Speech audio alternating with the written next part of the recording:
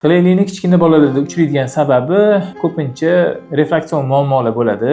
Ko'zda plyuslar, juda katta minuslar yoki tug'ma kataraktadan keyingi yoki ko'zdagi makuladagi o'zgarishlar yoki kichkina bolalarda uchraydigan retinopatiyalar natijasida bo'lishi mumkin. Agar tashqaridan ko'rinish bezovta qilayotgan bo'lsa, uni to'g'rilab qo'yish mumkin. Kichkina bolalarda bu umumiy narkoz ostida bo'ladi, lekin chuqur narkoz bo'lmaydi. Amaliyot 20 soat uzoq borsa 40 minutgacha vaqt olishi mumkin. Operatsiyadan keyin xudo xolasa 20 minut, yarim soat, qaysidir holatlarda 1 soat, 1,5 soatda bolalar o'ziga keladi va ko'zi 1 kun, 2 kun yopilgan holatda bo'lishi mumkin. Kichkina bolalarda dori tomizib turilsa, qizarishlar, achishishlar 1 hafta 10 kunda yaxshi bo'lib ketadigan holatlar va uzoqroq cho'ziladigan holatlar bo'ladi.